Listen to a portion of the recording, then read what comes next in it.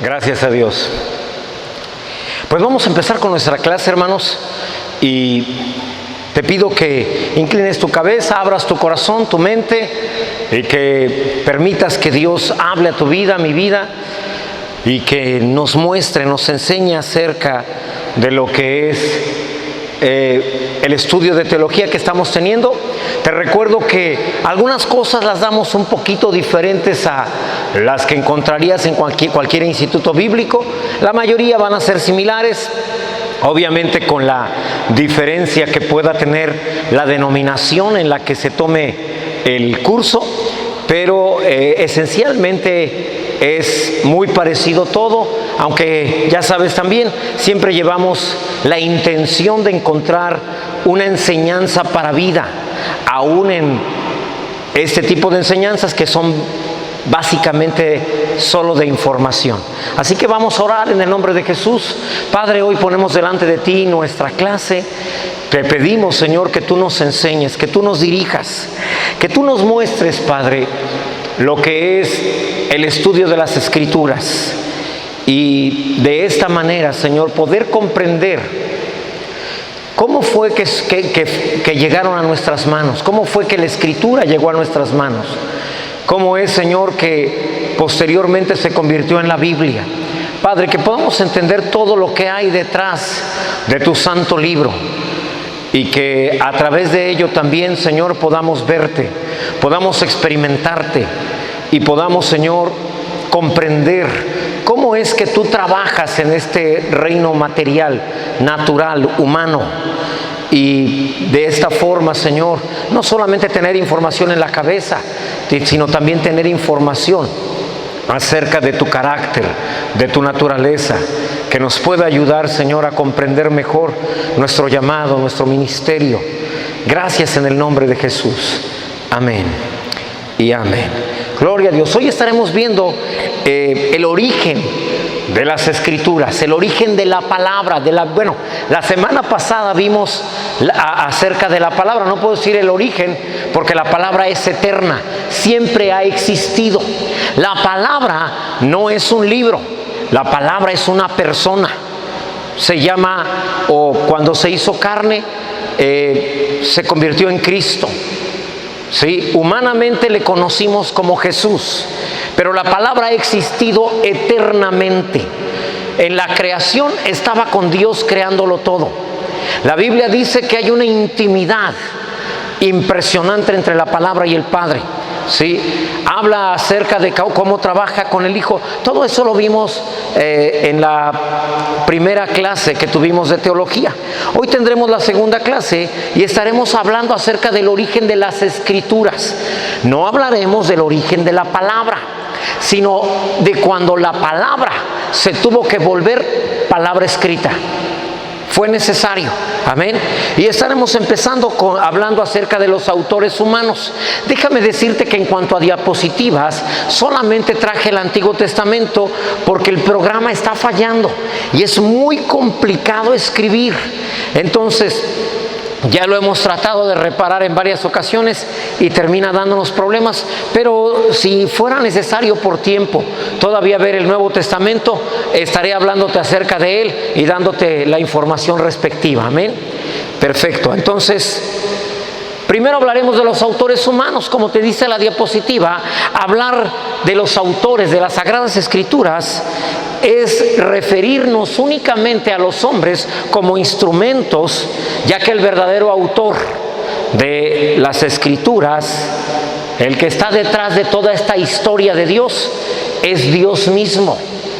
Dios usa hombres para enseñarte cómo es Él, y necesita de hombres. Ahorita te voy a enseñar más acerca de esto. Pero que todos los héroes de la Biblia, todas las personas que tú encuentras en la palabra, no es otra cosa más que Dios expresándose, mostrándose a sí mismo a través de pequeñas biografías humanas. Obviamente necesita de muchas personas, porque una sola persona jamás podría mostrarnos quién es Dios. Así que si tú conoces al Dios de Abraham, al Dios de Isaac y al Dios de Jacob, te vas a dar cuenta que ahí estás viendo la Trinidad. ¿Sí? Abraham nos presenta a Dios el Padre.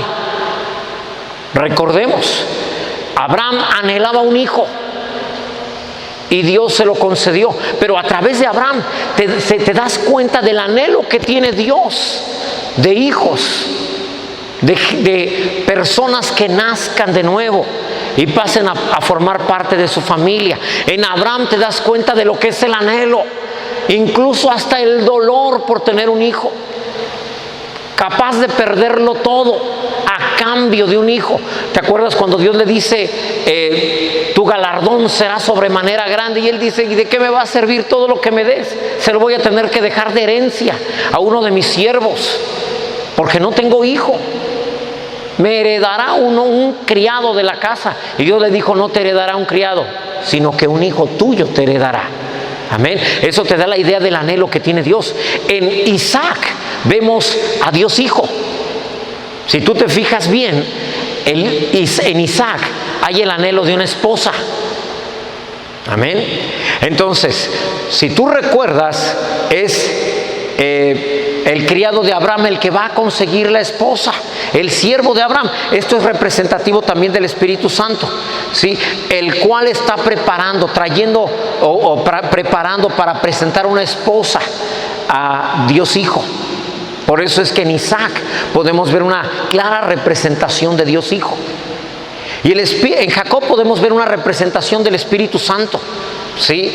Sin duda, la obra que tiene el Espíritu Santo en cada ser humano, transformándolo de un tramposo, transformándolo de una persona que tenía una mala vida, a convertirlo en un príncipe y después cambiarle el nombre a Israel, que quiere decir príncipe de Dios. Toda la palabra es así. Así que todo lo que ves en las Escrituras, el autor detrás de todo es Dios. Incluso, como dice uno de los principales escritores que tú y yo conocemos como el apóstol Pedro, él dijo en 2 de Pedro 1:21, ¿sí? Porque nunca la profecía, la palabra de Dios, fue traída por voluntad humana. La Biblia, el libro, hermanos, no fue traída por voluntad humana, sino que los santos hombres de Dios hablaron siendo inspirados por el Espíritu Santo. Todo lo que tú te encuentras en las Escrituras fue inspirado por el Espíritu Santo, por Dios mismo. Amén. Y es que esto es lógico, mis hermanos, porque solo Dios puede hablar de Dios. Mira lo que dice 1 Corintios 2:11. ¿Sí? Porque ¿quién de los hombres sabe las cosas del hombre, sino el espíritu del hombre que está en él? Así tampoco nadie conoció las cosas de Dios, sino el Espíritu de Dios. Por eso es que el Espíritu Santo es el que, inspirando a seres humanos, nos presenta las Escrituras, las cuales no vienen por voluntad humana, sino por voluntad divina. Amén. Dios es el único que puede presentarse a sí mismo. Así que cuando agarras el libro, estás escuchando o estás leyendo la tarjeta de presentación de Dios. Amén. Así que Dios se presenta, se revela a sí mismo y lo hace, mis hermanos, por medios que nosotros podamos comprender, es decir, a través de humanos. Si te manda un ángel, probablemente no podrías comprenderlo, ¿sí? Somos como su código, por decirlo de alguna manera. Siguiente diapositiva, por favor. ¿Sí? La palabra tenía que volverse palabras. Amén. Palabras humanas, comprensibles, porque las mentes, por lo que las mentes y bocas humanas eran necesarias para ello. Es decir, tu boca, tu mente, es necesario para poder expresar mejor a Dios. Amén. Si Dios te hablara directamente, como en alguna ocasión ya se los he platicado, cuando Pedro habla de que escucharon una voz del cielo y dice, tenemos la palabra profética más segura, refiriéndose a las Escrituras. Es decir, que las Escrituras es mejor que oír una voz del cielo. Una persona podría oír una voz del cielo y malinterpretar todo, decir, yo oí así y yo creo que se refería a esto. Y otro decir, no, yo no escuché así, yo escuché asá. Entonces, para hacerlas seguras, tuvieron que ser escritas. Pero la palabra se volvió palabras humanas y cobra vida cuando llega a tu corazón. Cuando nada más está en tu cabeza, no sirve de nada. La carne para nada aprovecha, ha dicho el Señor. Pero en el corazón, en el espíritu, cobra vida. El espíritu es el que da vida.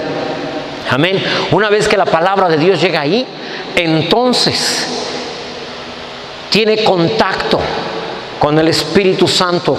El Hijo empieza a manifestarse en tu interior. Empiezas a modificarte a la imagen de Él, a la imagen de la palabra. Así que era necesario por eso, hermanos. ¿Por qué Dios tuvo que darte un libro a través de otros seres humanos? Porque necesitabas la interpretación humana, utilizando las palabras humanas y poder comprender mejor quién era Dios. Nadie hizo esto mejor que nuestro Señor Jesucristo.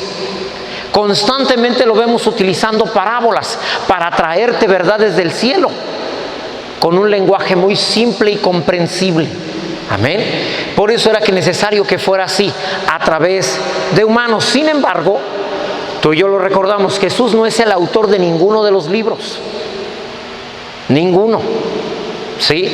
Así que he escuchado últimamente, sobre todo hablando de que la iglesia tradicional en cualquier momento va a aprobar también la relación entre parejas del mismo sexo, ¿sí? Y que lo va a permitir, y que de hecho todo va encaminado a presentar esto ante el mundo. ¿Para qué? Pues para que la iglesia tradicional pues va a ser mucho más aceptada. De esta manera pues va a convertirse en una o en la religión, si no es que en una de ellas más numerosas de toda la tierra al aceptar esto, ¿sí? Y obviamente como han perdido bastante gente los últimos años, esto les va a generar que vuelvan a tener y a convertirse en la iglesia poderosa de otros tiempos. Y para esto han dicho que Jesús nunca dijo nada acerca de matrimonios o de relaciones entre personas del mismo sexo, y que el único que estuvo en contra era Pablo, pero Pablo no es Jesús. Entonces, con esto te estoy adelantando para cuando alguien te diga algo ¿sabes qué? Ni Jesús es el autor de ningún libro. Los evangelios fueron escritos por hombres también, igual que Pablo. Así que, así como los discípulos, los evangelistas escucharon de Jesús y escribieron y fueron inspirados por el Espíritu Santo y escribieron, también Pablo fue inspirado por el Espíritu Santo y escribió. ¿Alguien comprende lo que estamos diciendo, mis hermanos? Ahora, por favor, la siguiente diapositiva. Como el Logos eterno habría de hacerse la palabra escrita, era de esperarse, mis hermanos, que no se terminara en una sola generación. De otra manera sería la obra de los hombres y no la obra de Dios. Pero estamos hablando del eterno. Amén. Se tardaron 1600 años en escribir todos los libros de la Biblia. Más de 40 autores intervinieron, fueron guiados por el Señor, por el Espíritu Santo, para poder escribir las Santas Escrituras. Y sin embargo, a pesar de que son personas que la mayoría de ellos nunca se conocieron entre sí, imagínate, ni modo que uno de los principales o de los primeros escritores conociera a alguno de los últimos. Era imposible. Así que, a pesar de que fueron escritos por gente de una muy buena posición económica, por reyes, fue escrita también por gente muy sabia, inteligente, pero también por gente muy pobre, sin estudios. Y sin embargo, no se contradice en ninguna parte la Escritura. Esto es importante. Es como un collar de perlas. Amén. Cada perla forma todo el collar. ¿Sí? Cada una es importante. No le quites una, porque entonces el collar queda imperfecto. No le agregues, porque entonces se puede romper. Amén. Hablaremos de todo eso en su momento.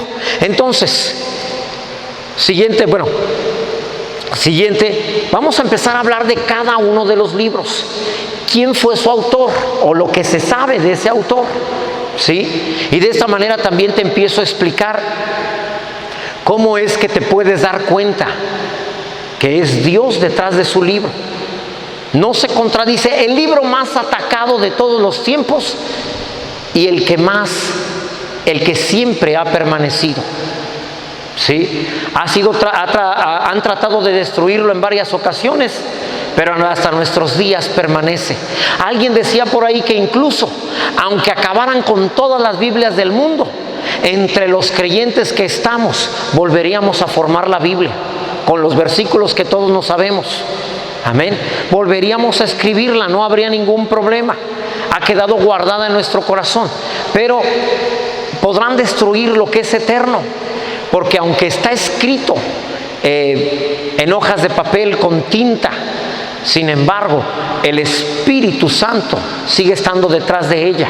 Amén. La palabra es algo más que solo hojas y papel, tinta.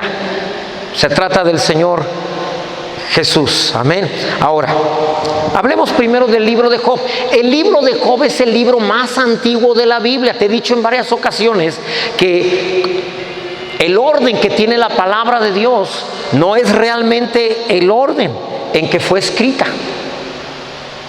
¿Sí? Fue escrita de forma diferente. En la Biblia la tienes ordenada de acuerdo al tipo de libro que es. Es decir, los libros con los que se inicia la Biblia, que son el Pentateuco, no exactamente es el orden en que fueron escritos cada uno de los libros.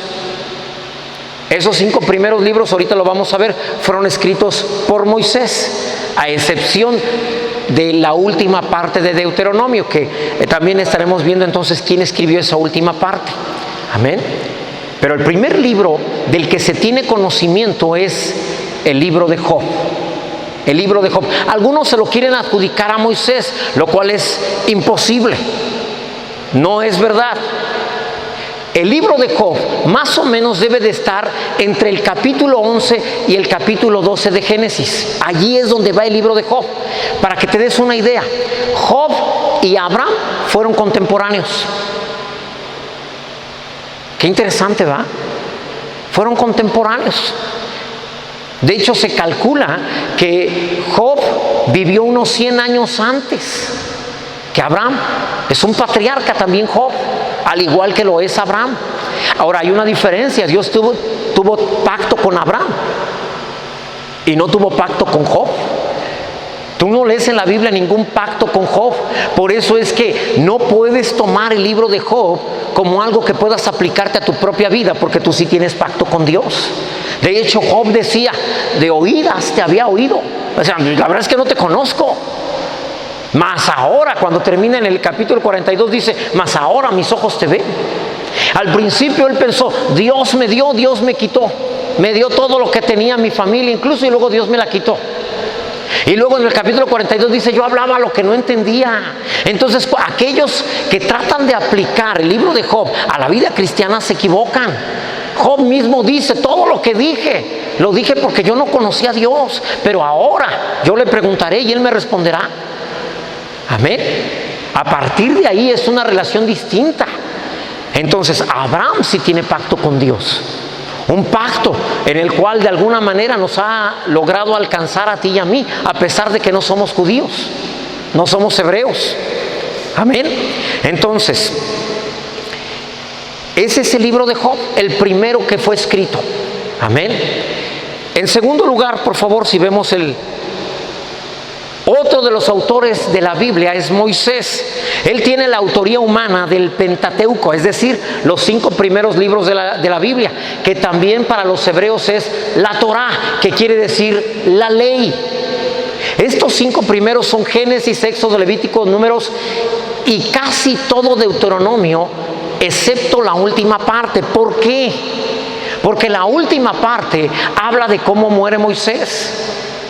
Obviamente no murió Moisés y luego regresó a escribir esa parte. Esa última parte se le adjudica a Josué, que tomando los libros que había dejado Moisés, entonces él concluye Deuteronomio explicando la muerte de Moisés. Tiene 120 años y Dios le dice, sube al monte, sube a la montaña. Imagínate que a los 120 años Dios le dice a Moisés, tú tienes la fuerza, tienes todo lo necesario para subir la montaña.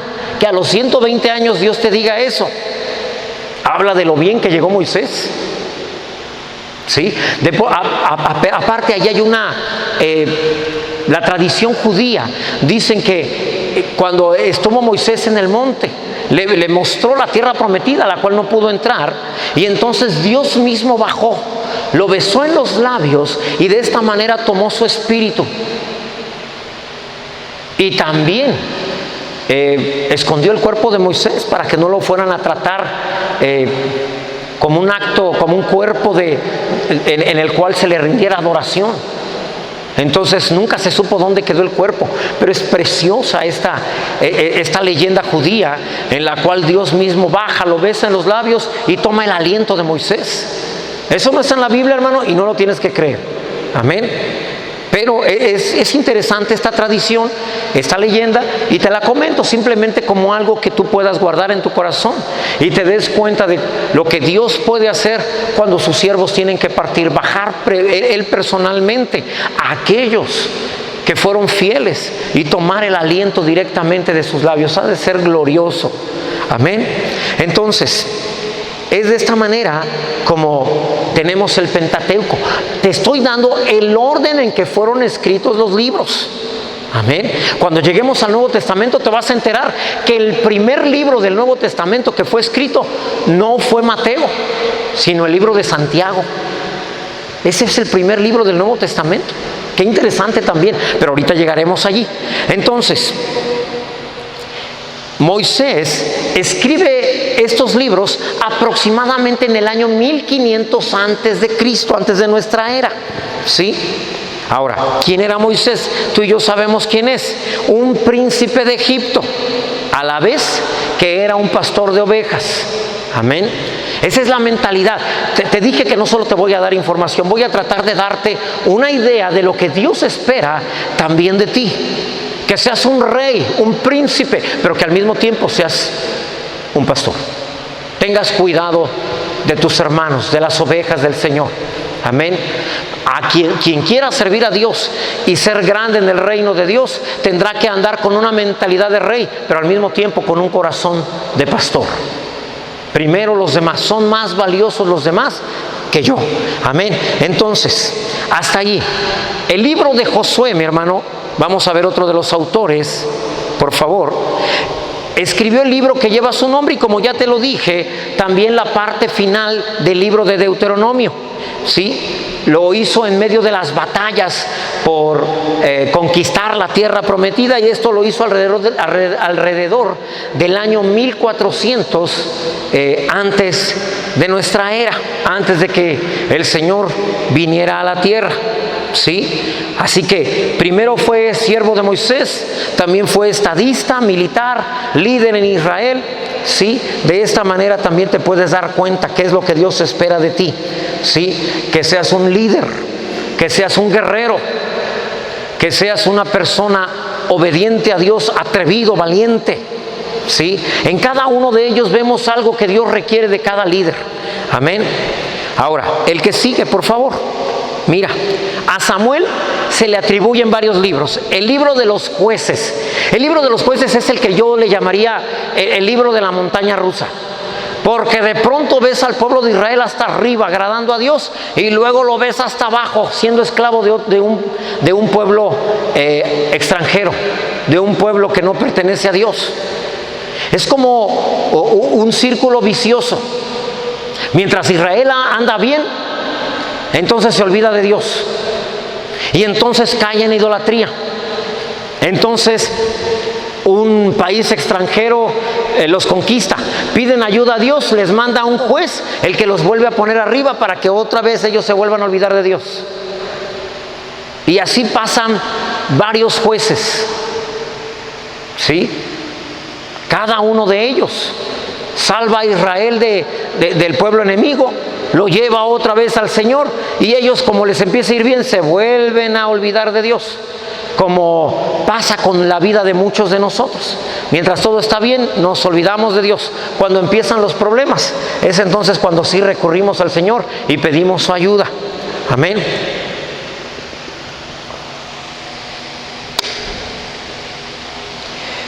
Y también, hermano, el libro de Ruth. El libro de Ruth también pertenece a Samuel. ¿sí? Además, obviamente, del libro que lleva su nombre. Discúlpame, en la diapositiva dice el primer libro. La verdad es que primer libro de Samuel y segundo libro de Samuel es un solo libro para los judíos, para los hebreos. No está dividido en dos. La división se hizo para su estudio. El primer libro contempla el reinado de Saúl y el segundo libro contempla el reinado de David.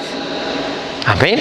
Se dividió básicamente para eso, para que entendiéramos en dónde termina el reinado de Saúl y dónde comienza el de David. Pero originalmente es un solo libro, lo mismo que el libro de Reyes, el libro de Crónicas.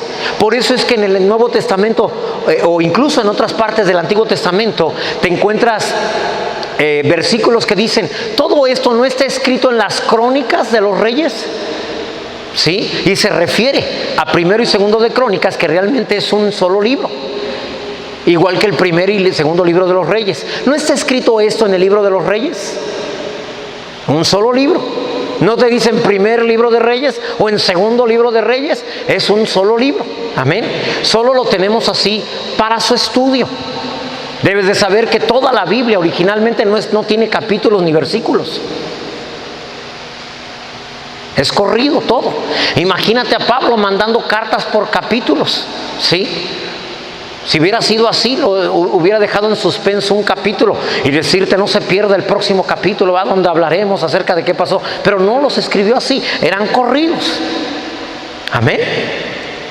Ahora, también hablaremos de cómo fueron divididos, porque por ahí una persona un día me tocó a la puerta y me dijo, disculpe, ¿cómo está? Le dije, pues bien. Dijo, ¿ha leído la Biblia? No, le dije, la sigo leyendo.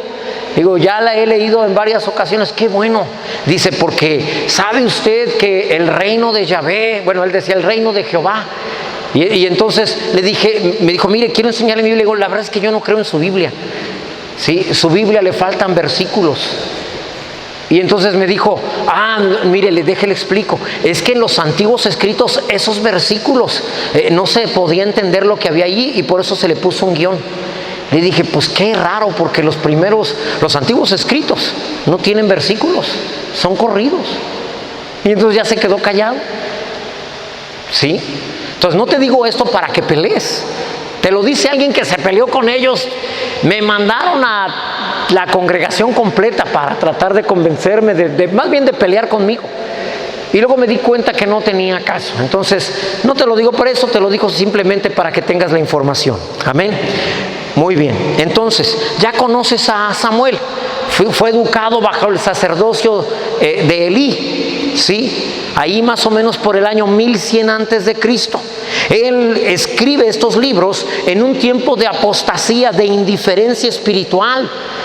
Y Dios llamó al profeta Samuel a revertir esa indiferencia, esa apatía que había hacia las cosas espirituales por parte del pueblo de Israel.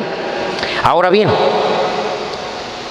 él inicia, por cierto, también la monarquía hebrea, primero con Saúl y después ungiendo a David. Después tenemos a otro autor. Este es el orden en el que te lo estoy diciendo. Jueces, Ruth, ¿sí? Samuel.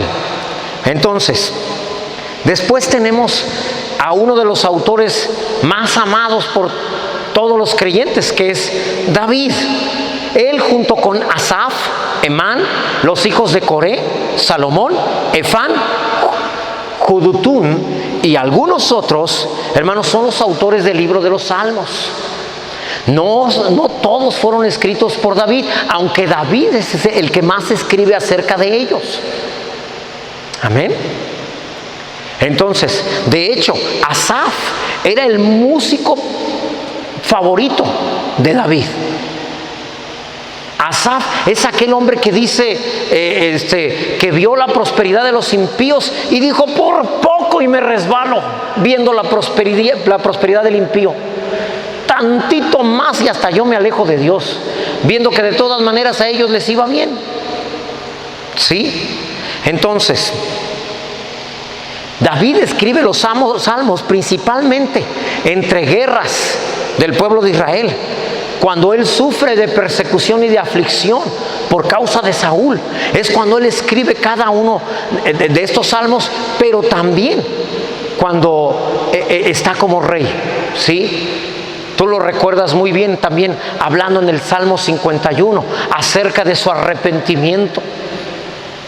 ¿Sí? Es él hablando en cada algo que lo afectaba emocionalmente. Inmediatamente escribía un salmo. ¿Recuerdas cuando murió Saúl y cuando murió Jonatán? El mismo día murieron ambos. Y dice la palabra, ¿te acuerdas que Saúl se enojó porque se puso de moda, ¿verdad? En la radio, todo, en YouTube el video estaba cómo vencía David a Goliat y se oía de fondo las voces, Saúl mató a miles, mas David mató a 10,000. Un canto fue el inicio de la separación entre Saúl y David. Y cuando muere Saúl es un canto de David, el que expresa su amor por Saúl. Qué interesante, su autoridad, su líder. Pésima autoridad, pésimo líder, ¿sí? Pero aún así dice cómo han caído los valientes, ¿sí? Los llama valientes. Así que él fue primero pastor de las ovejas de su padre, tú lo sabes muy bien. Después se convirtió en músico y cantor de Saúl. Finalmente fue rey por ahí en el año 1120 antes de Cristo, ¿sí? La recopilación completa de estos cantos, de estos 150 salmos, se concluyó por ahí del año 700 antes de nuestro Señor. Amén. Gracias a Dios. Después de David y los salmos, tenemos otro autor llamado Salomón. Amén. Fue el tercer rey de Israel, todavía como reino completo, porque después de Saúl, Israel se divide en dos reinos. El reino de Judá, que está hacia el sur, ¿sí? Y el reino de Israel, que está hacia el norte. Más adelante te vas a dar cuenta cómo el reino del norte, o el reino de Israel, es desaparecido casi completamente por los asirios, quedando solamente el reino del sur o el reino de Judá. Por eso es que hoy en día a los israelitas no se les dice israelitas, a los habitantes de Israel se les dice judíos, porque 10 tribus desaparecieron. De ahí surgió un pueblo llamado Samaria, que es la combinación entre asirios y hebreos, samaritanos. Y por eso los judíos no querían a los samaritanos, porque ellos decían, ustedes no son verdaderamente pueblo de Dios, ustedes están mezclados. Y en el reino del sur o en Judá se encontraba Jerusalén, la ciudad de Dios. Amén. Ahora, Salomón escribió los Proverbios, Eclesiastés, el Cantar de los Cantares y 2 o 3 salmos. Bueno, no voy a mencionar algunos salmos, porque no son 3, son más, ¿sí? Algunos salmos y alguna participación que tuvo en algunos de ellos también son de autoría de Salomón, ¿sí? Salomón es de los pocos autores de la Biblia que pueden escribir en tiempos de paz y de abundancia, aproximadamente por el año 950 antes de nuestra era, antes de Cristo, ¿sí? Ahora, a partir de ahí viene la era de los profetas, hermanos. El primer libro que escribe un profeta no es Isaías, que es con el que se abre el libro de los profetas, o los libros de los profetas, perdón, sino un hombre llamado Joel, ¿sí? Joel es hijo de Petrol, no se sabe nada acerca de su vida. Sin embargo, cuando tú lees el libro de Joel, te das cuenta de la sensibilidad espiritual que tenía. Él escribió su libro entre 835 y 805, antes de nuestra era también, antes de Cristo. Amén.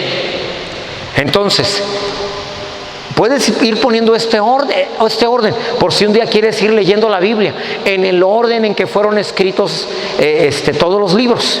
Enseguida tenemos a Amós, un profeta sin preparación, eso sí, profeta profesional. es pastor, además de ser cosechador de higos, campesino. Es decir, es de los autores más pobres que escribieron la palabra de Dios, escribieron su libro. Esto te habla de que es un campesino. Él no es un rey como Salomón, disfrutando de abundancia. No es un guerrero como David, peleando contra enemigos y venciendo. No es como Moisés, escribiendo en el desierto. Él es uno de los más pobres. ¿Sí? Ahora, él escribe su libro entre el año 760 y 750 antes de Cristo. Por favor, el que sigue. Este es uno de los autores más reconocidos y más conocidos por cada creyente, sin duda, porque fue tragado por un pez. Algunos dicen que fue tragado por una ballena. No, dice la palabra, mas Dios preparó un pez que se tragara a Jonás, lo cual nos indica que lo creó especialmente para eso. O sea, no trates de pensar que seguramente fue una ballena, un cachalote. Mas Dios había preparado un pez. ¿Sí? Ese era especial. Te he dicho que lo tragó y finalmente fue y lo llevó a la playa y ahí lo vomitó. Y Jonás dio gracias de haber salido por la boca, ¿verdad? Qué bueno. Generalmente cuando alguien se come algo no sale por la boca. Si así ya huelo a pescado, imagínate, salgo por otro lado y quién sabe a qué olería. Sí, pero salió por la boca, bendito sea Dios. Entonces, él escribió antes que Israel recobrara sus fronteras, desde la entrada de Hamat hasta el mar de Arabá. Sirvió de mala gana. Fue enviado a un pueblo gentil, tú lo recuerdas, el pueblo de Nínive, ¿sí? Y entonces, allí también, él escribe entre el año, más o menos entre años 750 y 760, también antes de Cristo. O al revés, entre 760 y 750, recordamos que vamos hacia atrás. Amén. Enseguida tenemos otro profeta, es el profeta Oseas, ¿sí? Autor del libro que lleva su nombre. Oseas es un profeta interesante porque parece que todo el tiempo está llorando. Junto con Jeremías, debería también de llamársele el profeta llorón, porque en todo momento está triste, llorando. Él está manifestando dolor, tristeza por fallarle al Señor, ¿sí? Igual es contemporáneo también de Jonás, por ahí del año 750 antes de Cristo. Este es otro de los autores. Después viene, ¿sí? Todos estos autores que te estoy mencionando, hermano, en ese orden escribieron sus cartas. No te estoy dando el orden en que están escritos en tu Biblia, ¿sí? Después de ellos viene el Evangelio del Antiguo Testamento, por decirlo de alguna manera, escrito por uno de los más grandes profetas, el profeta mesiánico del Antiguo Testamento, el cual es Isaías. Por favor, ¿sí? Él profetiza, recordemos, él es primo del rey Usías. Así que él crece en en el palacio real. Allí se la pasa, ¿sí? Y es un profeta duro. Los primeros 5 capítulos de Isaías te muestran que es un profeta duro. Ataca a todos, condena a todos. Sin embargo, sucede algo que le cambia la vida. Y obviamente tú estás recordando cuando vio a Dios sentado en el trono. Pero hay algo antes que le cambia la vida. Y tú recuerdas una ocasión en que el rey Usías quiso presentar incienso por él mismo. Él no quiso que ningún sacerdote ofreciera a Dios incienso, sino que él dijo: yo soy el rey, yo mando, yo puedo hacer lo que yo quiera. Y entonces cuando entra al templo tratando de ofrecer incienso, le salen los sacerdotes y no lo dejan pasar. Y él trae a todo su ejército y dice: me dejan pasar o aquí va a correr sangre. Y entonces el sumo sacerdote le dice: no te corresponde a ti, rey Usías, ofrecer incienso, sino solamente a los sacerdotes del Señor. Y el rey Usías dice, ¿cómo no? Yo soy el rey, puedo hacer lo que quiera. Dijo, no puedes brincar la autoridad máxima, que es la autoridad de Dios. No puedes brincar la autoridad de la palabra, de las escrituras. Y ahí entre que entras y no entras, entre que tronaba, disparaban el primer cuerno de chivo de la historia, de pronto, cuerno de chivo le llamamos en México al AK-47. Digo, para si alguien, ¿y eso qué será un cuerno de chivo? A eso me refiero. Dice la palabra que le salió lepra en la frente. ¿Sabes que los sacerdotes tenían una diadema que decía santidad a Yahvé? Bueno, a Usías le brota una diadema de lepra que simboliza pecado en la frente. Los otros eran santidad a Yahvé. En el caso de Usías, era pecando contra el Señor. Y cuando esto sucedió, lo tomaron y lo llevaron rápido fuera del templo. Y nunca más volvió a entrar al templo Usías. Aparte de que estaba leproso, no podía hacerlo por lepra, pero tampoco lo hizo más por miedo. Después su hijo, que queda de rey, jamás regresa al templo por miedo a lo que le pueda suceder. Entonces Isaías sabe de esto. Su primo es quitado del reino, es puesto su hijo, sabe lo que le pasó. Y entonces Isaías tiene una visión de Dios sentado en su trono.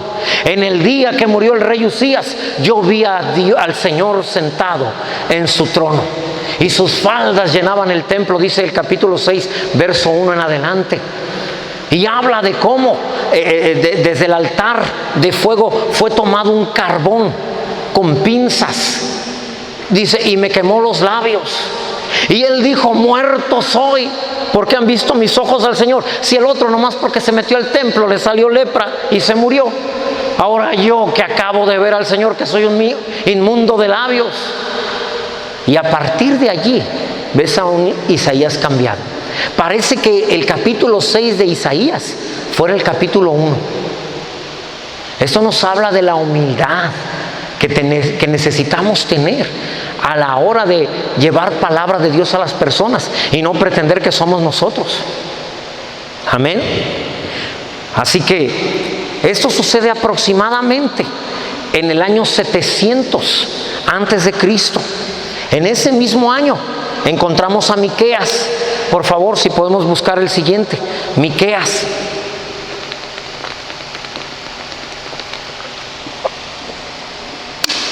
Contemporáneo de Isaías, ¿sí? Él escribió en un pueblo aledaño a Jerusalén en el año 700, ya lo había mencionado. Entonces, es en ese orden. Después de Miqueas, ¿sí?, viene otro de los profetas llamado Sofonías. Sofonías, profeta de Judá, es decir, del reino del sur. Era pariente lejano del rey Josías. Fue educado en Jerusalén. Su ministerio se llevó a cabo alrededor del año 630. 630. Sí, yo te dije que iba a ser mucha información, más que otra cosa, pero esto es teología, mis hermanos. Además de que te va a servir para entender el Antiguo Testamento. Mucha gente lee el Antiguo Testamento sin tomar en consideración que el orden en que están en la Escritura no es el orden cronológico. Están primero el Pentateuco, los 5 primeros libros de la Biblia. Luego vienen los libros históricos, ¿sí?, la historia de Israel. Después vienen los libros poéticos. Estos libros poéticos fueron escritos dentro de los libros históricos. Y luego vienen los profetas mayores, que se les llama profetas mayores precisamente por el contenido de sus libros. Entre más extensos se les llama profetas mayores, que son desde Isaías hasta Daniel. Luego vienen los profetas menores, que son desde Oseas hasta Malaquías, ¿sí? ¿Y por qué se les llama profetas menores? No porque tengan menos importancia, sino porque el contenido de sus libros es más pequeño. Estos libros, profetas mayores y profetas menores, van dentro de los libros históricos, que son desde el libro de Josué, ¿sí?, hasta primer libro y segundo libro de Crónicas. Nehemías, Esdras, Esther, todos esos libros. Allí en medio van todos los libros de los profetas. Amén, mis hermanos. Entonces, después de Sofonías viene Nahum. Es una persona de la cual no se conoce mucho, salvo que pertenecía al pueblo de Elcos, ¿sí? Él escribe su obra o el libro que lleva su nombre por ahí del año 610 antes de Cristo. Ahora bien, el siguiente profeta es conocido como el profeta llorón. Siempre está llorando, siempre se está lamentando. De hecho, tiene un libro que se llama así, Lamentaciones. Es Jeremías, autor de su propio libro, pero también del primer libro y del segundo libro de Reyes, así como del libro de Lamentaciones. Amén. Entonces, todo esto lo escribió desde una celda en la cual se encontraba en pésimas condiciones allá por el año 600 antes de Cristo. ¿Sí? Ahí ya te vas dando cuenta quién escribió cada libro. Primero y segundo de Reyes lo escribió Jeremías. Escribió el libro que lleva su nombre, pero también el libro de las Lamentaciones. Amén. En el siguiente, hermano, es Habacuc. Habacuc es un levita, ¿sí? Muy reconocido. Escribió durante una de las peores épocas del reino del sur, las peores épocas de Judá, donde había hambre, donde había dificultades, guerras. Si tú recuerdas, Habacuc es el que dice, aunque la higuera no florezca, ¿sí? Sí, aunque no haya vacas en los corrales, aunque la vid no dé su fruto, con todo, es decir, junto, me gozaré y me alegraré en el Señor. Amén. Entonces, él escribe también por ahí, en el año 600. ¿Sí? Él ya está empezando a vivir las guerras babilónicas. Nabucodonosor empieza a atacar al reino del sur, a Judá. Abdías, que sigue a Habacuc, mis hermanos, ¿sí? A él también se le conoce como parte de los profetas menores, porque su libro es de muy poco contenido.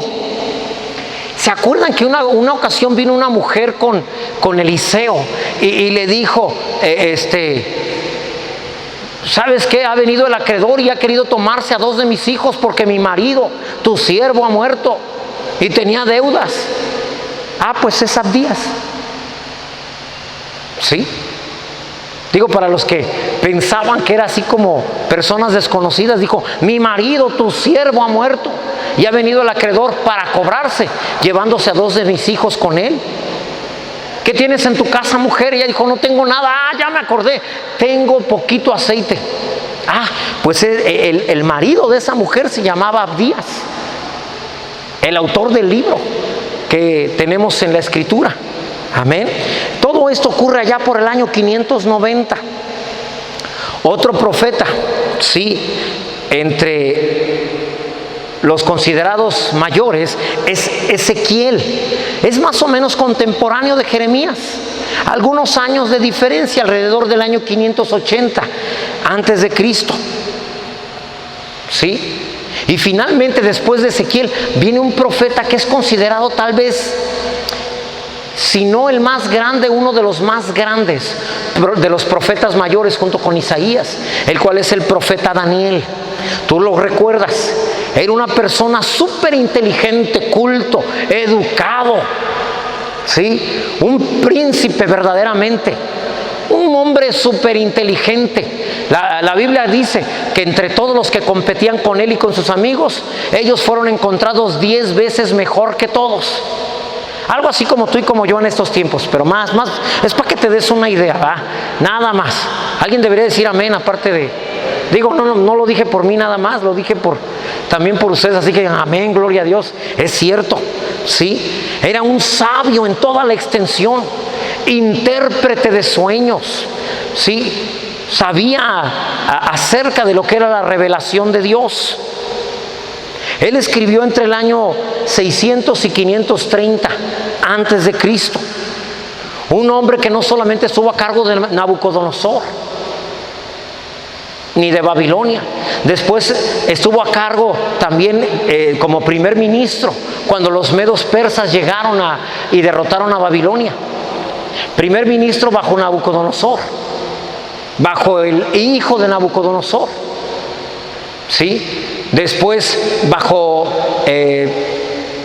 Darío y finalmente el último de ellos que en este momento se me acaba de borrar, si alguno lo... Ciro, el último de ellos, gracias a Daniel. Daniel dice, la Biblia dice que nada más estaremos 70 años cautivos en Babilonia. Ya pasaron los 70 años y aquí seguimos. Eso es para que sepas que la profecía, las promesas de Dios no son automáticas, mis hermanos. Hay que provocarlas, hay que traerlas. Que Dios te prometa que suplirá todas tus necesidades no quiere decir que automáticamente sucederá. Tienes que obrar, tienes que creer primeramente y hacer lo que la palabra de Dios te indica para que la promesa se pueda cumplir. Él dice la palabra que se sentó, ayunó, oró durante 21 días y finalmente un ángel vino y le reveló todo.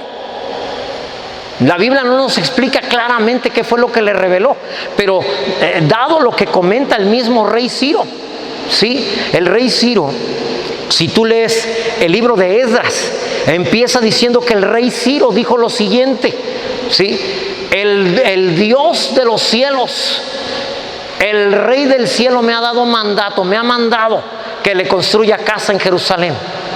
Ah, caray, ¿y cuándo le mandó? Todo esto se lo revela Daniel a Ciro. Ciro, ¿sabes que Dios habló de ti hace 200 años? Ciro dice, ah, caray, a ver, ¿cómo? Si tengo 30 y tantos, ¿cómo que hace 200 años? Yo no vivía hace 200 años, pero habló de ti a través de Isaías.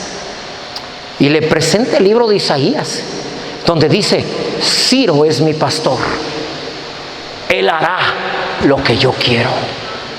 Y entonces el rey Ciro se da cuenta, yo pensé que era yo el rey de todo el mundo, casi me anda pasando lo que da Nabucodonosor, pero ahora me doy cuenta que yo estoy aquí porque el Dios del cielo, el rey del cielo, del universo, me trajo en esta fecha, me creó para esto.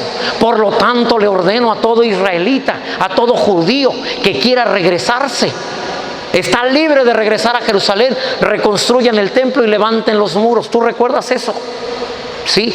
Y Esdras aprovecha junto con Nehemías, que era el copero del rey, ¿sí? Aprovechan para regresar a Israel, a Jerusalén, perdón, y reconstruir el templo y reconstruir los muros después Nehemías, ¿sí? Luego vienen algunos otros profetas que podríamos considerar restauradores del pueblo de Israel, del reino de Israel. Entre ellos, Zacarías, por favor, hijo de Berequías y nieto de Ido, descendiente de sacerdotes levitas. ¿Sí? Él escribió entre 520 y 475 antes de Cristo. Uno de sus contemporáneos fue Ageo. Si podemos ponerlo, por favor. Zacarías no es el papá de Juan el Bautista, mis hermanos. Estamos 400 años aproximadamente antes de que venga Juan el Bautista. Este es otro sacerdote, ¿sí? Ageo, contemporáneo de Zacarías, escribió en el exilio, perdón, después del exilio, ya cuando habían regresado de Babilonia, ¿sí?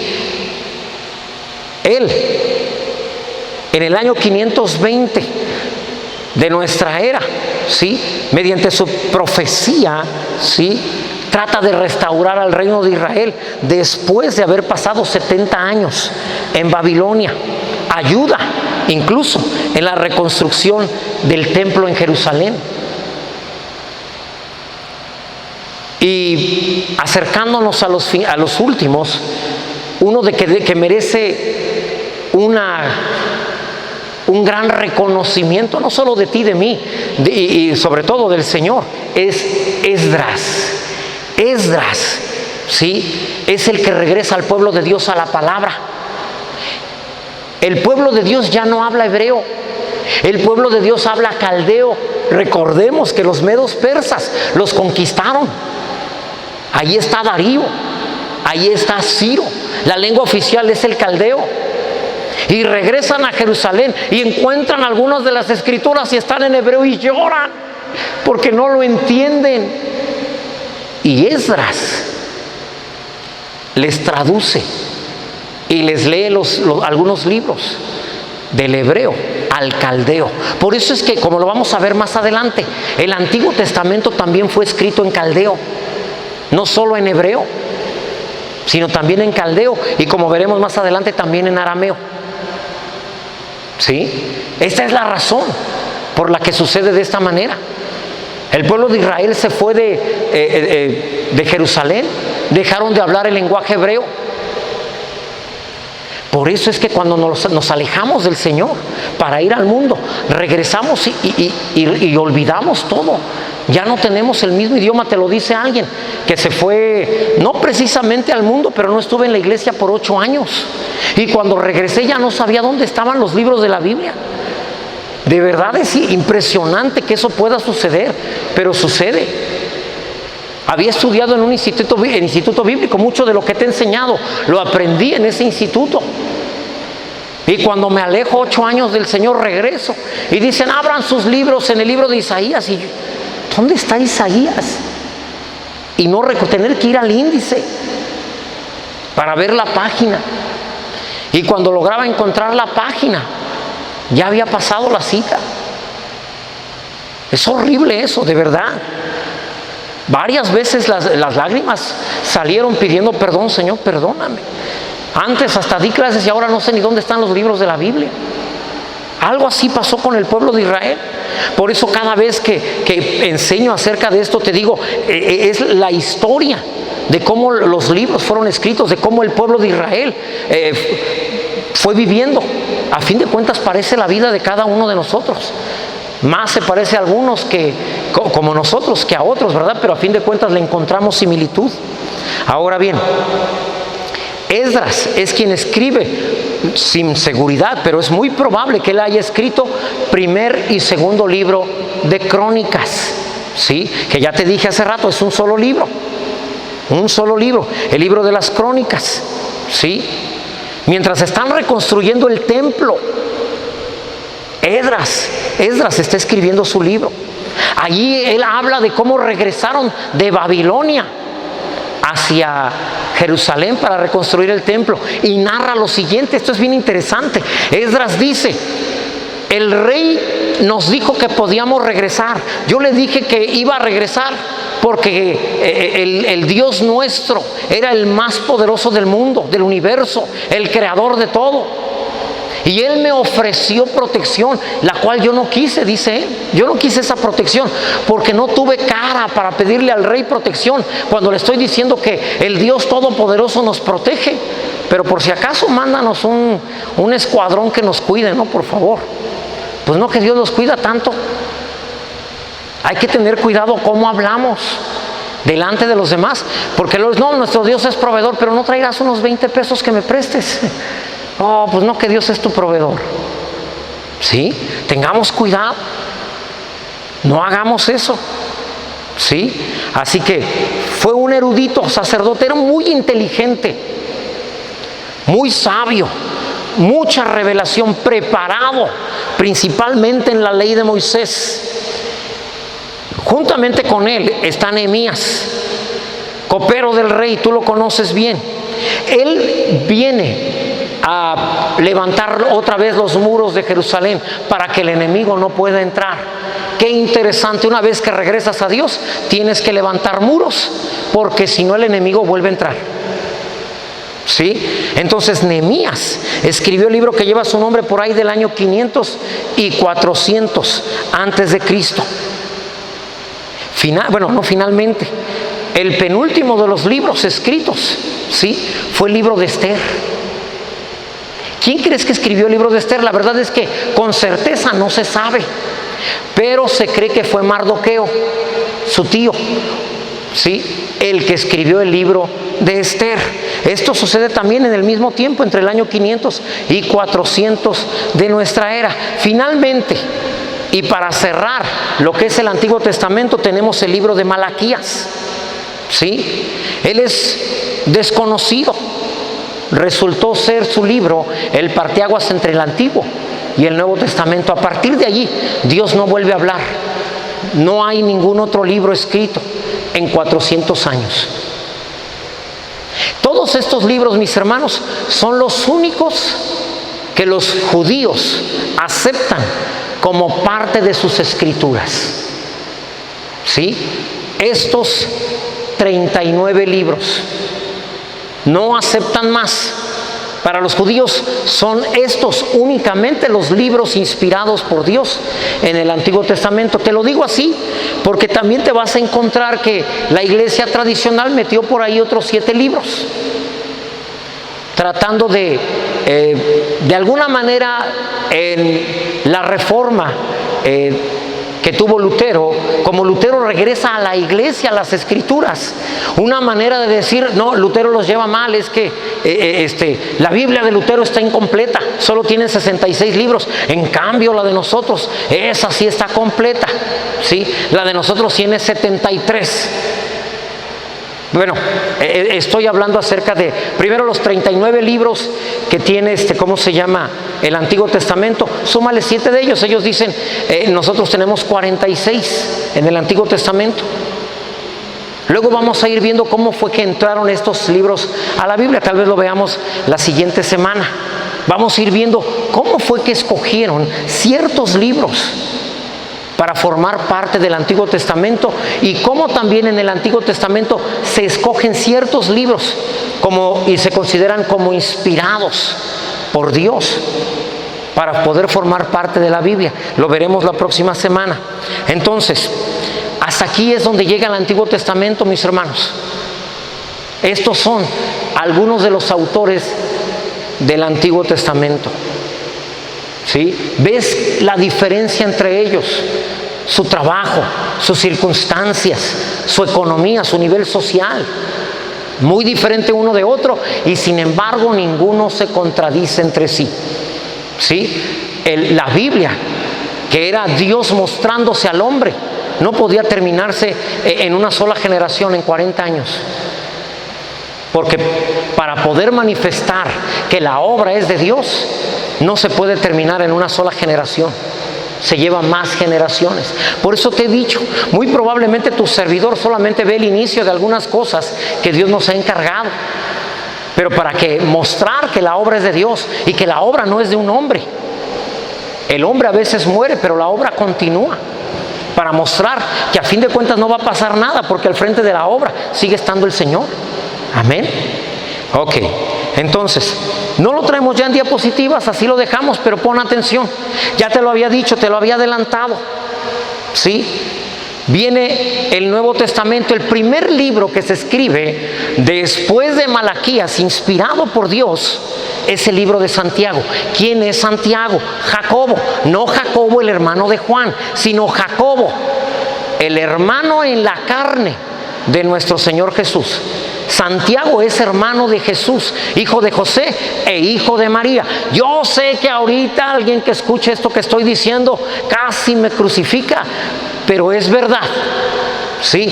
María no permaneció virgen para nada. Una vez que nació Jesús, José y ella tuvieron una vida marital como todo matrimonio. La Biblia dice, honroso sea en todo matrimonio los hijos. Y tuvieron hijos. Amén. Obviamente. Y te lo he dicho alguna vez. Imagínate, Santiago es de los últimos que se convierten. De hecho, nunca se convirtió en vida del Señor Jesús. Se convierte cuando Jesús resucita. Qué interesante. ¿Sí? Ellos no aceptaban. Él y su hermano Judas, junto con, no estoy hablando de Judas Iscariote, el que conocemos como Judas Tadeo, el cual también es hermano en la carne de nuestro Señor Jesús. Amén. Entonces él o ellos, imagínate, creciendo bajo la sombra de Jesús. Van a la escuela y aquellos llegan bien enterragados, sucios, y llega Jesús limpiecito. Aquellos dos con que mañana José y María se presenten en la escuela se portaron mal. Y Jesús diciendo, bueno, pues ya aprovechan para presentarse también por mí, porque pues me van a entregar un reconocimiento y quieren que ustedes vayan. Qué interesante ir a la escuela por diferentes razones, pero por tus mismos hijos. Te decía alguna vez, Jesús fue tan perfecto que fue un niño que nunca moqueó. ¿Has visto un niño que nunca haya moqueado? No. A cada rato, por eso se les llama mocosos. Pero Jesús no pasó por eso. Es un niño perfecto. Entonces veían a los hijos de José, Santiago, Judas, estaban medio fellitos. Y luego volteaban a ver a Jesús y dicen: ¡qué niño tan hermoso! El niño más hermoso que ha pisado esta tierra, dice la palabra, el hombre más hermoso. Y luego dice la palabra que la gracia de Dios se derramó en los labios de Jesús. Imagínate, no solo era carita, literalmente era verbo, y nadie lo puede negar, ¿sí? Así que, pues estos crecieron siempre diciendo: sean como Jesús. María diciendo: vean a su hermano Jesús, sean como él. El niño perfecto, ¿sí? Y luego agarra y dice: ¿saben qué? Que yo soy el Mesías, ustedes sin mí no pueden ser salvos. Nomás eso faltaba. Que el niño preferido de la casa ahora nos diga que sin él no nos salvamos. O sea, no fue fácil crecer al lado de Jesús, el niño perfecto. ¿Por qué no se parecen a su hermano? Sean como su hermano, vean cómo habla, cómo se viste, cómo se comporta, cómo trabaja, todo lo hace bien. Ya me tiene hasta acá Jesús,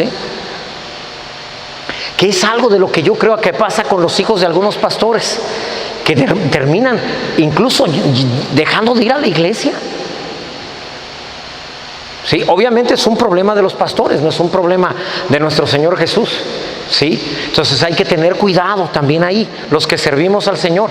Como siempre traemos a los hijos a la iglesia, si no les enseñamos a venir por amor, primero hay que obligarlos de todas maneras, pero también hay que irles enseñando que es por amor. Amén, gracias a Dios. Bueno, Santiago escribe su epístola, ¿sí? Su carta, por ahí del año 48, al año 62 después de Cristo. Obviamente no podía ser antes, ¿sí? Ahí es donde escribe él. Él es el que tiene el primer libro del Antiguo Testamento. Después, por ahí de entre el año 50 y 75, ya de nuestra era, surge el primer evangelio, el libro de Mateo, o el Evangelio de Mateo, ¿sí? Él escribe el primer evangelio. Él presenta a Jesús como rey. Por eso es que él inicia su genealogía, llevando a Jesús hasta David, para mostrar que es descendiente de David. Por eso, entre todo lo que él narra aquel hombre que gritaba: Jesús, hijo de David, ten misericordia de mí, porque está tratando de justificar que Jesús es descendiente de David y que él es el Mesías. No solo eso, es el único evangelio que habla del reino de Dios o del reino de los cielos. ¿Por qué? Pues trata de mostrar que Jesús es rey. Amén. Después viene, difícil de explicar, el orden exacto en que fueron escritos sus libros, sus cartas. Viene Pablo, otro de los autores del Nuevo Testamento. De hecho, autor de un poquito más de la mitad del Nuevo Testamento. Autor de Romanos, Primera y Segunda de Corintios, Gálatas, Efesios, Filipenses, Colosenses, Primera y Segunda de Tesalonicenses, Primera y Segunda de Timoteo, Tito, Filemón y lo más seguro también el autor de Hebreos. Ay, ¿qué es eso? Entonces, nada más lo sacudí y sentí algo grande, pero ya gracias a Dios ya se fue. Sí, gracias al Señor. Entonces, él es conocido como Saulo. Ese es su nombre hebreo. Pero sin embargo, no solo es hebreo, también tiene nacionalidad romana, ciudadanía romana, ¿sí? Habla varios idiomas. Te he dicho en forma de broma que él hablaba latín, latón, lámina galvanizada y algo así. Pero hablaba hebreo, latín, griego, ¿sí? Era una persona preparadísima. Entonces, él escribe principalmente en cárceles, en viajes, en medio de persecuciones, en iglesias, en casas, bajo toda clase de circunstancias, entre el año 56 y el año 70 después de Cristo. Hay alguien que siempre lo acompaña. De hecho, es discípulo de Pablo y no conoció a Jesús. Y sin embargo, hay un evangelio que lleva su nombre. Se llama Lucas. Lucas no conoce al Señor Jesús. No es discípulo de Cristo. podríamos decirlo así, discípulo de Pablo. Pero él se dedica a escudriñar, ¿sí? Es un historiador.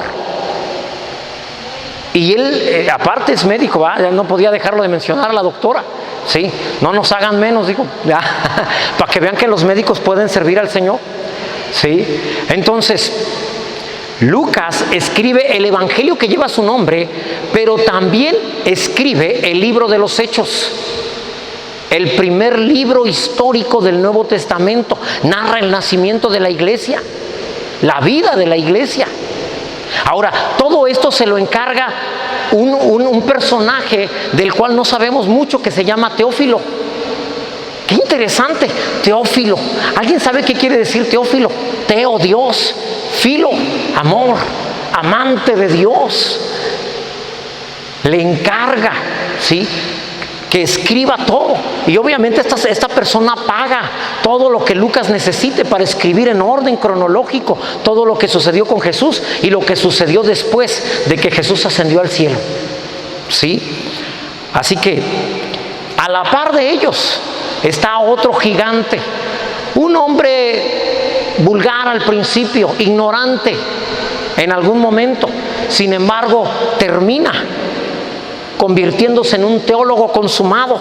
Tú y yo lo conocemos como Pedro, ¿sí? Que al principio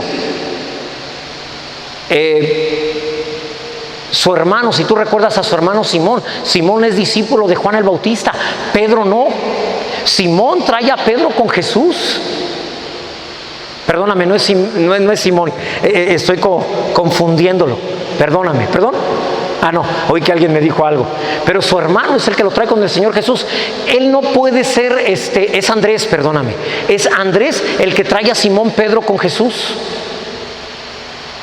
Andrés sí es discípulo de Juan el Bautista. Y cuando tú conoces a Pedro te das cuenta por qué Pedro no pudo ser discípulo de Juan el Bautista. Imagínate, así como es Pedro, y llega Juan y dice: generación de víboras. No, Pedro saca el machete otra vez. ¿A quién le dijiste? No, dijo: no, yo con este hombre no puedo. No, capaz que me le ando adelantando a Herodes.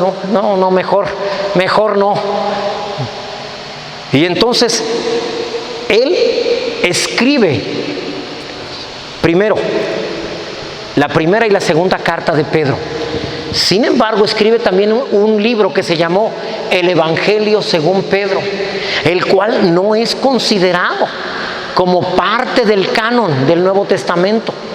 No porque no fuera aceptado como algo que venía de Dios, sino porque hubo otro libro que pusieron en el lugar del Evangelio de Pedro, que es el Evangelio de Marcos.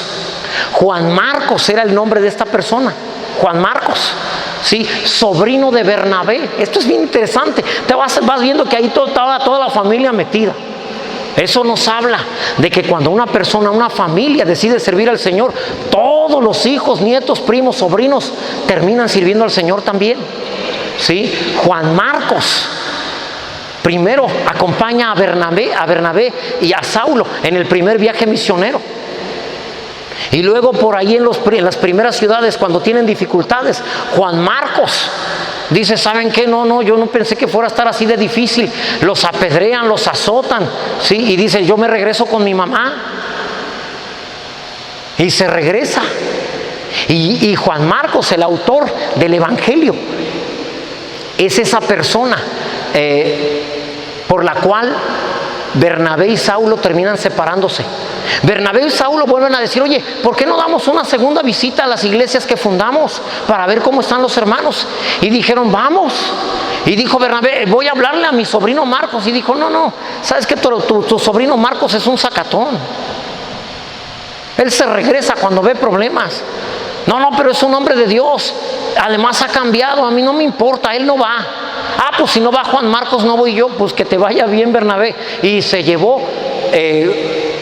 Saulo se llevó a Silas, tú lo recuerdas también. Se llevan a Silas y Bernabé agarra a Juan Marcos y se lo lleva.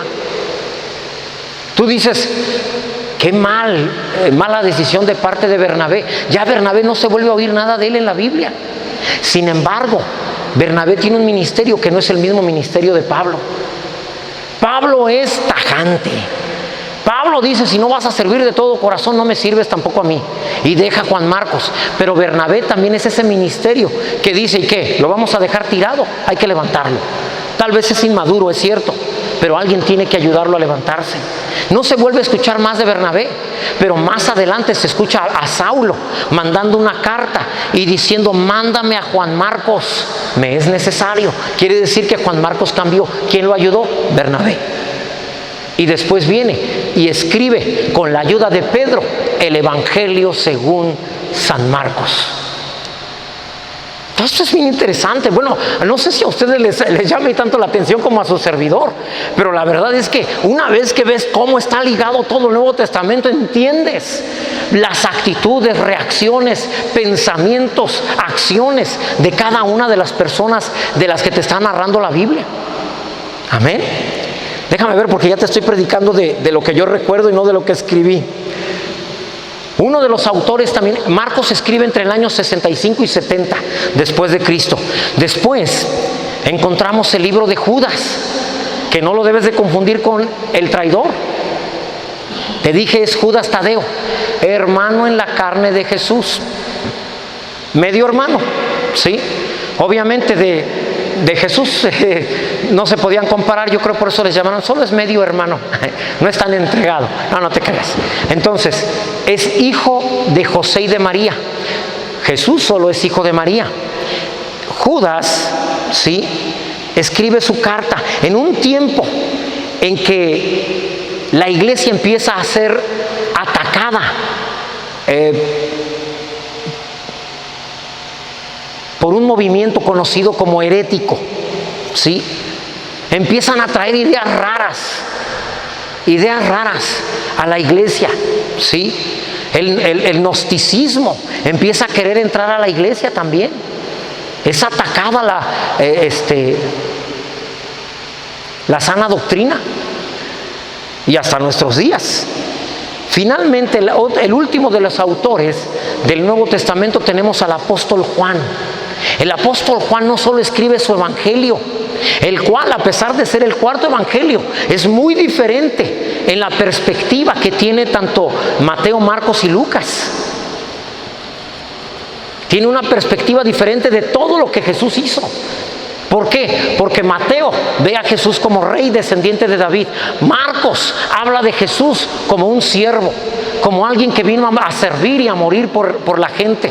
Lucas ve a Jesús como el Hijo del Hombre, el hombre perfecto, ¿sí? Pero Juan ve a Jesús como el Hijo de Dios. Si te fijas, Marcos habla de él como un siervo, a quien no le importa de dónde viene ni a dónde va. Mateo habla de él como descendiente de David, por eso en su genealogía, ¿sí?, lleva a Jesús hasta David, para que vean que es rey, descendiente de un rey. Lucas trata de que veas que tiene una naturaleza humana. Habla de él como una persona cansada. Se cansaba y se quedaba dormido en la barca. ¿Quién se puede quedar dormido en una barca donde esta se mueve, hace ruido, entra agua? Imagínate que te esté cayendo agua en la cara y de todas maneras permanecer dormido. Eso te habla del cansancio, aunque también en el fondo te habla de la paz que tenía nuestro Señor Jesús. Se necesita tener mucha paz para dormir en esas condiciones. Más adelante vamos a ver en una de las columnas que tenemos que tocar acerca de aprende a tener paz. La paz no es algo que está fuera de ti, es algo que tienes que dejar desarrollarse dentro de ti. Pero ya hablaremos de eso después. Y Lucas presenta a Jesús en su genealogía como descendiente de Adán, para que vean que es un hombre. Su padre fue tal, el padre de este fue fulano de tal. Y va mostrando a Jesús como descendiente de Adán, para que veas que sí es un hombre. Pero Juan no. Juan presenta a Jesús como Hijo de Dios, la segunda persona de la Trinidad. Y por eso la genealogía de él es: en el principio era el Verbo, y el Verbo era con Dios, y el Verbo estaba con Dios, y el Verbo era Dios. Amén. Él sí lo lanza a la eternidad. Escribe la primera, segunda y tercera carta de Juan. ¿sí? Donde enseña principalmente a amar al prójimo. Después es enviado preso a la isla de Patmos. Te he platicado acerca de intentaron matarlo a Juan, lo echaron a una tina de aceite hirviendo. Todos esperaban que empezara a quemarse, pero cuando lo avientan, él sale y nada hasta la orilla y se sale de donde lo tenían hirviendo sin ningún daño. Entonces toda la gente decía, bueno, sin duda nunca va a morir. Y entonces dijeron, pues mándenlo a la isla de Patmos, que ahí se quede, a ver si un día se muere, pues que se muera ya. Y si no se muere, pues ahí va a estar preso. Y ahí es donde recibe el libro de Revelación, conocido como Apocalipsis. ¿Sí? De hecho, primero escribe el libro de Apocalipsis antes que sus cartas. También esto te enseña, hermano, cuando vives en amor, no hay nada que te pueda dañar. No hay nada que te puedan hacer. Solo necesitas vivir en amor. ¿Alguien comprende lo que estamos diciendo?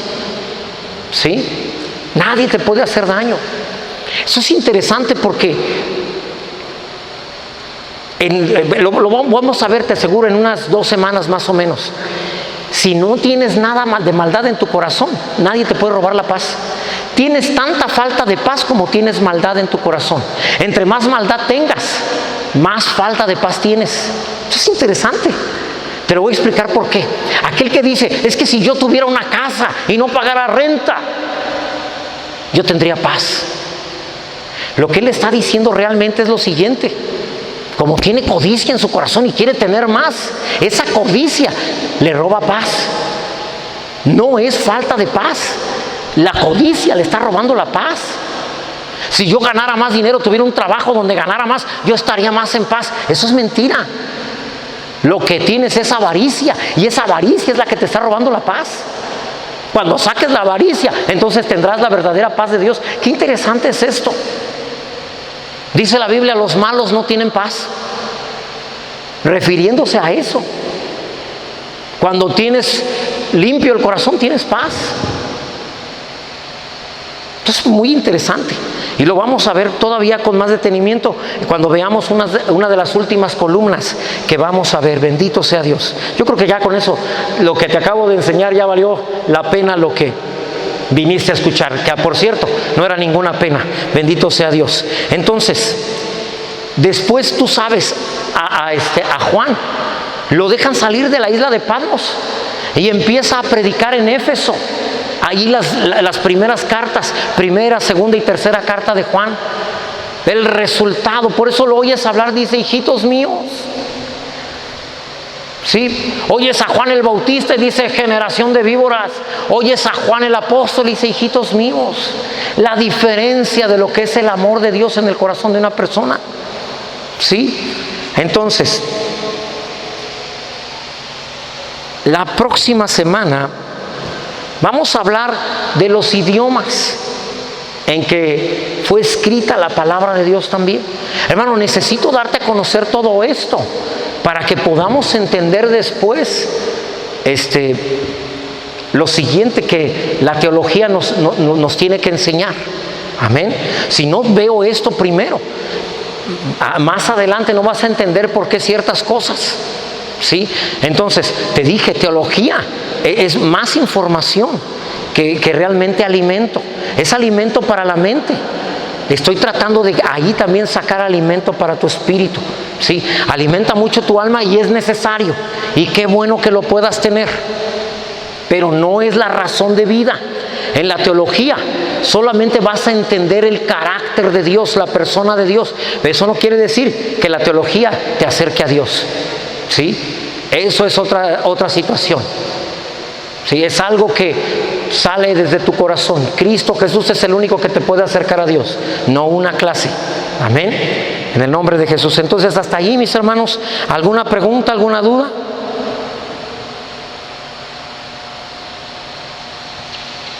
¿De qué habló, pastor?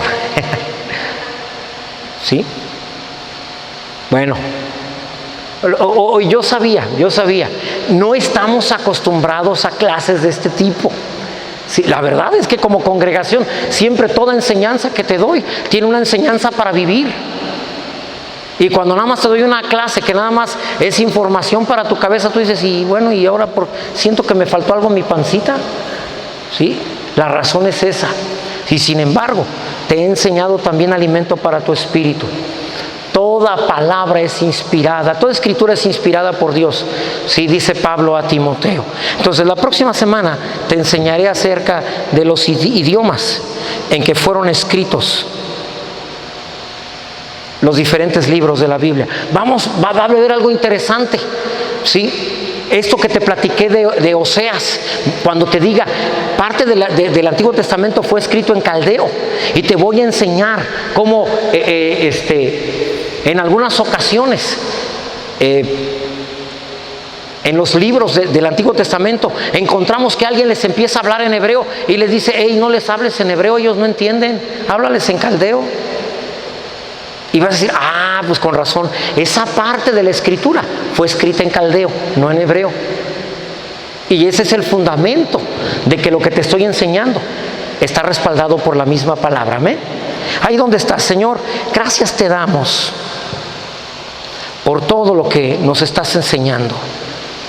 Gracias, Señor, porque aunque vamos lentos, aunque no es exactamente la forma en que estamos acostumbrados a aprender, sin duda, Señor, tu palabra sigue quedando en nuestros corazones. Padre, entendemos ahora que aunque fueron diferentes autores, 40, más de 40 en total, de todas maneras, Señor, fuiste tú el que inspiraste todo. Padre, hemos entendido, no solo aprendimos, sino que entendimos que necesitabas de la ayuda de hombres para poner a nivel de los hombres sabiduría eterna, para que con palabras humanas pudiéramos entender las verdades del cielo. Gracias, Señor, porque tú eres más sabio que nosotros, más inteligente, y haces las cosas de la manera que mejor nos conviene. En el nombre de Jesús, amén. Gracias a Dios. Gracias a Dios. Amén. Hermano, pues saluda a tu hermano, Dios te bendiga. Nos vemos el domingo, primero Dios.